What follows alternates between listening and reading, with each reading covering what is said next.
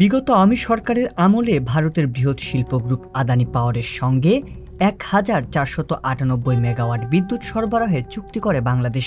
চুক্তি অনুযায়ী উৎপাদন শুরুর পরবর্তী ২৫ বছর পর্যন্ত বিদ্যুৎ কেনার সম্মতি দেয় বাংলাদেশ বিদ্যুৎ উন্নয়ন বোর্ড। তবে চুক্তি ও বাস্তবতায় আছে বিস্তর ফারাক। দীর্ঘমেয়াদী এই চুক্তির ধাপে ধাপে রয়েছে অসমতা, যে কারণে ২৫ বছরে বাংলাদেশ থেকে অন্তত ৩,৭৫,০০০ কোটি টাকা বেশি আদানি গ্রুপের পকেটে যাওয়ার সম্ভাবনা রয়েছে। সে হিসেবে প্রতি বছর অন্তত ১৫,০০০ কোটি টাকা বাড়তি লোকসানের মুখে পড়বে বাংলাদেশ। তবে আদানি গ্রুপের সঙ্গে বাংলাদেশের বিদ্যুৎ ক্রয়ের চুক্তি একপক্ষীয় ও অসম হওয়ায় এ নিয়ে রয়েছে বিভিন্ন আলোচনা ও অভিযোগ। যদিও আদানির সাথে চুক্তি বাতিল করা যথেষ্ট ঝক্কির, তবে তা একেবারে অসম্ভব নয়। এবার সেদিকে আগাচ্ছে বাংলাদেশের শাসন ক্ষমতায় থাকা ডক্টর ইউনূসের নেতৃত্বাধীন অন্তর্বর্তী সরকার। আওয়ামী লীগ সরকারের আমলে আদানি গ্রুপের সঙ্গে করা সব বিদ্যুৎ চুক্তি পর্যালোচনার নির্দেশ দিয়ে ইতিমধ্যেই উচ্চ পর্যায়ের অনুসন্ধান কমিটি গঠনের নির্দেশ দিয়েছেন হাইকোর্ট। এ বিষয়ে আগামী ৩ মাসের মধ্যে প্রতিবেদন দাখিল করতেও বলা হয়। তবে দেশের ভিতরে যখন আদানি গ্রুপের এমন অস্বচ্ছ চুক্তি নিয়ে চলছে জোর আলোচনা, তখন দেশের বাইরে অন্যান্য দেশের সাথে করা চুক্তি নিয়েও প্রশ্ন উঠতে শুরু করেছে। গেল বৃহস্পতিবার ২১ নভেম্বর আদানি গ্রুপের সাথে করা বিমানবন্দর ও জ্বালানি প্রকল্প চুক্তি বাতিল করার ঘোষণা দেয় কেনিয়া সরকার।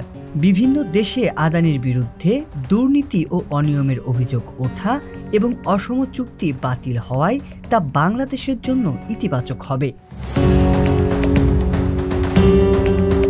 আদানি গ্রুপের সাথে বাংলাদেশ কিভাবে চুক্তি বাতিল করতে পারবে সে বিষয়ে মন্তব্য করেছেন কনজিউমার্স অ্যাসোসিয়েশন অব বাংলাদেশের সিনিয়র সহসভাপতি অধ্যাপক শামসুল আলম। তার মতে এ চুক্তি বাতিল করতে গেলে বর্তমান সরকারকে বেশ কিছু বিপত্তিতে পড়তে হতে পারে, কারণ এ চুক্তিটি করেছে রাষ্ট্র।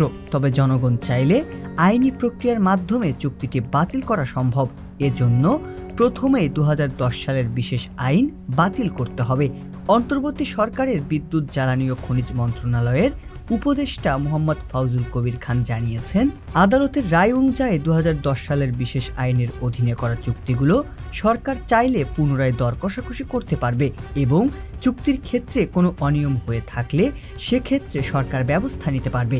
উল্লেখ্য, আওয়ামী লীগ সরকার ২০১০ সালে ২ বছরের জন্য বিদ্যুৎ ও জ্বালানি দ্রুত সরবরাহ বৃদ্ধি আইন করে। এ আইনে এমন বিধান করা হয় যে বিদ্যুতের জন্য জ্বালানি আমদানি অথবা বিদ্যুৎ কেন্দ্র স্থাপন অথবা বিদ্যুৎ ও জ্বালানি খাতে অন্য কোনো কার্যক্রম, গৃহীত কোনো ব্যবস্থা, আদেশ বা নির্দেশের বৈধতা সম্পর্কে কোনো আদালতের কাছে প্রশ্ন উত্থাপন করা যাবে না।